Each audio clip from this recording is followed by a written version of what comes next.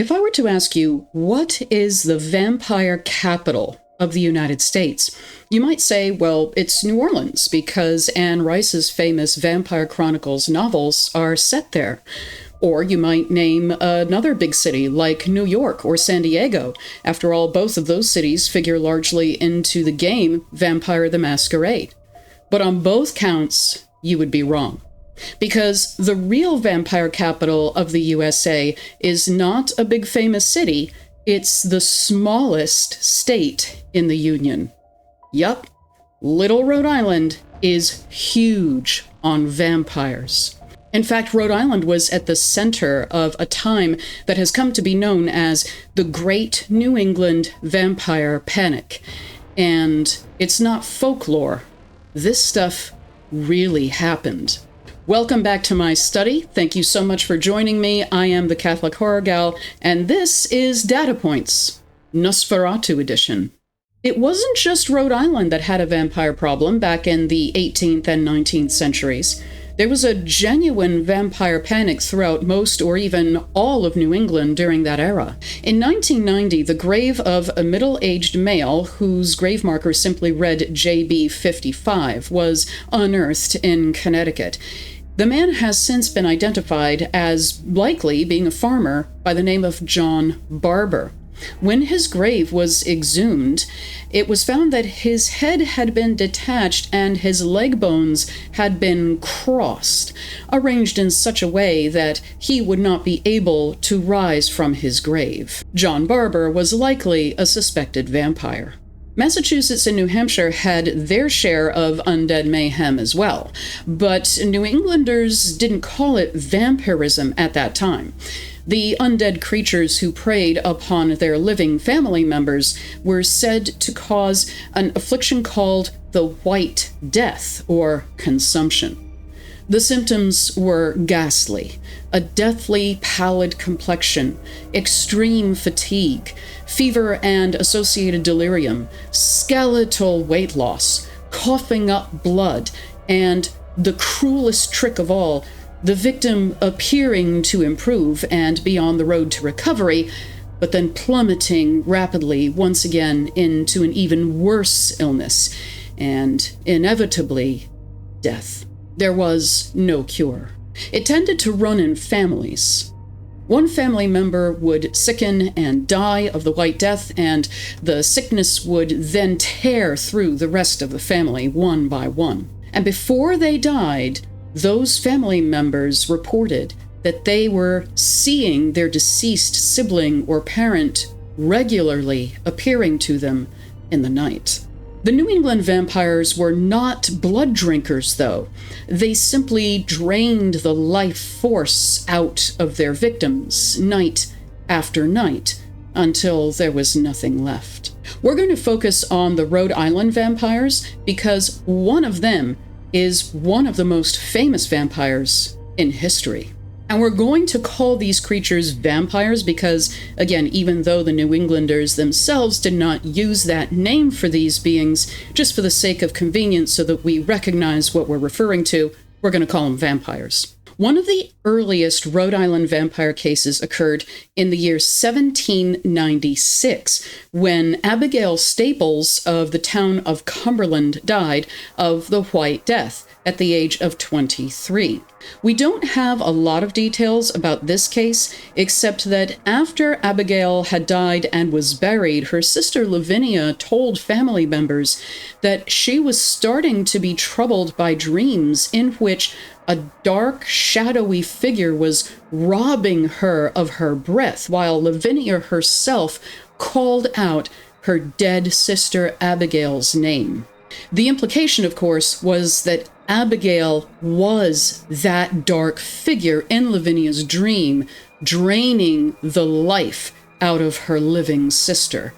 Lavinia's father, Stephen Staples, applied for and was granted by the town permission to exhume his daughter Abigail's remains.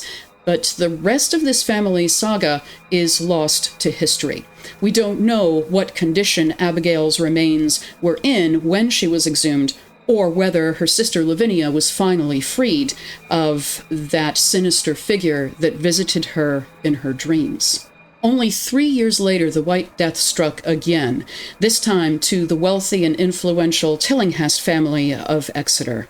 One of the Tillinghast daughters, Sarah, only in her early 20s, much like Abigail Staples, succumbed to the White Death in 1799.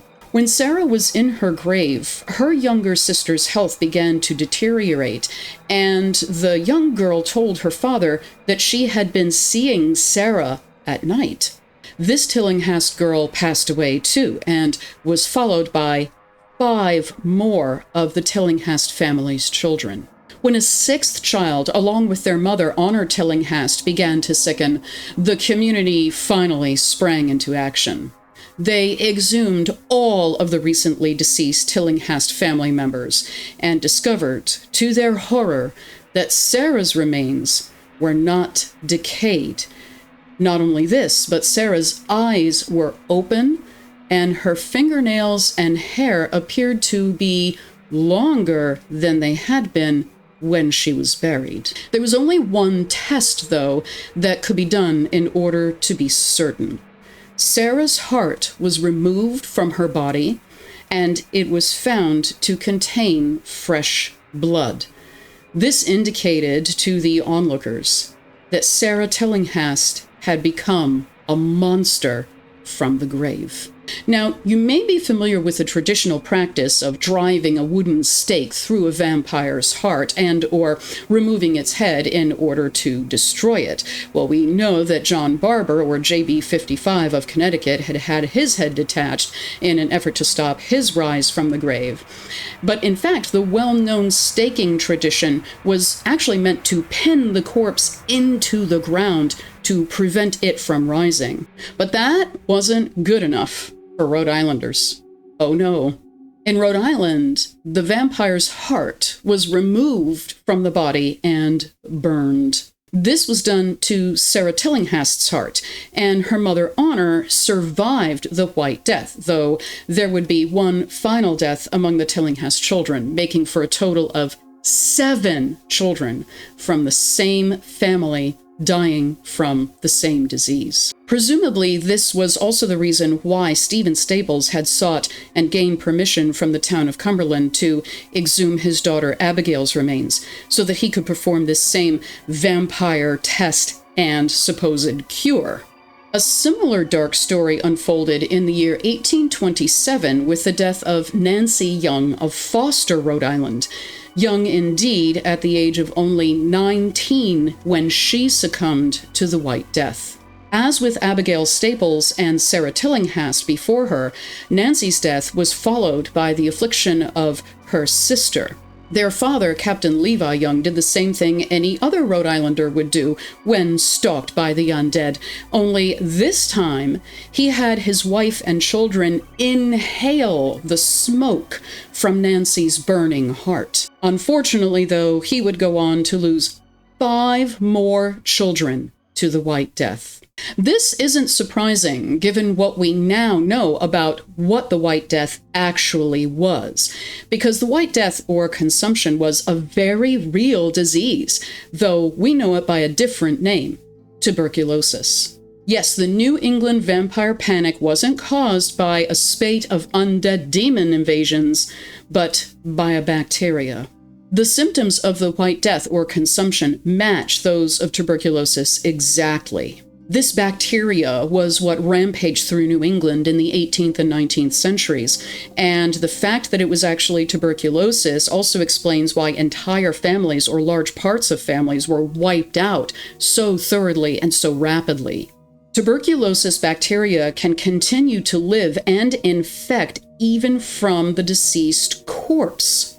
So inhaling that smoke, in the case of the Young family, flooded the bacteria into the bodies of the living Young family's children. Even attending the funeral of a person who had died from consumption, and certainly the action of exhuming the remains and opening the chest cavity to remove the heart, would have exposed the living to this disease. The attempts to cure only made matters worse and guaranteed certain death for those whom their desperate loved ones were trying to save. Now, elsewhere in the world, medical scientists and researchers knew that the consumption had a biological cause, and work was being done on it all the time. The bacteria that causes tuberculosis was identified and isolated by Robert Koch in 1882, and this was a major event in the efforts to find treatments and cures for TB. But even then, Rhode Island was still not done with its vampires. The most famous case of all was still to come. In mid-March of 1892, a full 10 years after Koch's scientific breakthrough, 19-year-old Mercy Lena Brown was the third member of the Brown family to fall to the White Death, 9 years after her mother, Mary Eliza, and sister Mary Olive had gone to their graves from the same ailment. Mercy's older brother, Edwin, had also contracted consumption around the same time as Mercy had. And in keeping with a widely recommended treatment of that time, Edwin moved to the drier climate of the state of Colorado, where his condition actually improved. But as his sister Mercy grew sicker, Edwin returned home to Exeter, Rhode Island, where his health rapidly deteriorated. Clearly, there was some influence at work at home that had not been present in Colorado. As Edwin's health continued to worsen, neighbors urged his father, George Brown, to apply the time-honored Rhode Island vampire remedy. George duly obtained permission from the town of Exeter to exhume the bodies of his deceased family members, and in a now familiar Rhode Island tableau, Mercy's remains were found to be far less decayed than anyone expected. She was much better preserved than both her mother and sister. There was a doctor in attendance for the exhumation, one Dr. Harold Metcalf, and he told George Brown and the others in attendance at this spectacle that Mercy's lack of decay was actually not that far out of the ordinary. She had only been dead for 9 weeks, and the ground had been too frozen to bury her at first, so her body had been placed in an above-ground receiving vault until a proper burial could take place when the ground thawed enough in the spring. Given the cold temperatures of mid-March, some degree of preservation or slow decay was actually normal. But traditions die hard. And in the old Rhode Island tradition of vampire cures, Mercy's heart was duly removed, burned, and the ashes mingled with water and herbs and given to her sick brother Edwin to drink. Unsurprisingly, this did not have the intended effect, and Edwin too finally succumbed to the White Death in a matter of weeks. Mercy Brown was the last of the Rhode Island vampires. But her legacy remains with us to this day, because her case made news all over the Northeast United States, even drawing the attention of the Boston Globe and other far-flung newspapers. People were still talking about the Exeter vampire case 4 years after the fact, and in 1896, an English actor named Henry Irving was touring the U.S. with his manager. In addition to being a theater man, that manager was also a writer, and he'd been working for some time on a new novel about an Eastern European vampire of noble heritage who travels to England and initiates a reign of terror. But the author was stuck. He didn't quite know where to take the story. But while on tour with Irving in New York State, the manager happened across an article about the Mercy Brown case in the New York World. And at last, the author was inspired to finish the story, and it was finally published in 1897. That theater manager's name was Bram Stoker, and the vampire novel that he finished, with the help of Mercy Brown, was, of course, Dracula. And there might even be a bit of a nod to Mercy in the names of two of the novel's characters, Lucy and Mina.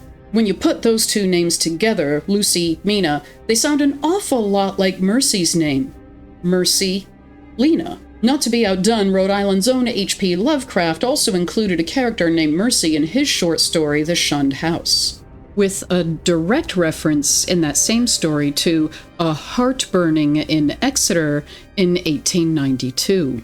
But although Mercy Brown was the last official Rhode Island vampire, no tale of the Rhode Island undead would be complete without the story of Nellie Vaughan. Like the stories of the other young women that we've heard here, Nellie's life ended when it had just barely begun. She too, like Mercy Brown and Nancy Young before her, was only 19 years old when tuberculosis took her life in 1899. There wasn't a shadow or a whisper or the barest hint about Nellie's being a vampire in all the years following her death. No family members claimed that she was visiting them in the night. There was no gruesome exhumation, no heart-burning. No, it wasn't until the mid-20th century that locals began to accuse poor Nellie of vampirism, because on her tombstone are engraved the words, "I am waiting and watching for you." Now, admittedly, this sounds really creepy, especially to modern ears, but during the late 19th century, when Nellie lived and died, sentimental epitaphs were very common. Nellie's epitaph was probably intended as a comfort to her family, an assurance that she was in heaven and would welcome them when their own time came to leave this earth. So Nellie has been falsely accused. She wasn't a vampire at all, although to this day she continues to have that reputation. And locals think that because of this slander against her good character, Nellie is haunting her gravesite. People who go to the cemetery where Nellie is buried claim to hear a voice close to their ear saying, "I am perfectly pleasant." And sometimes they even see a woman dressed in late 19th century clothing. And folks suspect that this is Nellie Vaughan, whose rest has been disturbed by a drive to clear her name of the stain of vampirism. So, there you have it. The Great Vampire Panic of New England was caused by tuberculosis.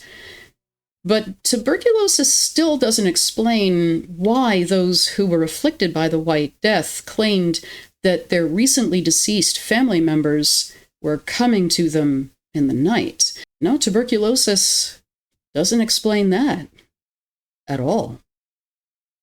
Thank you so much for joining me for this episode of Data Points. I hope to see you for the next one. Until then, take good care. And at last, the manager was inspired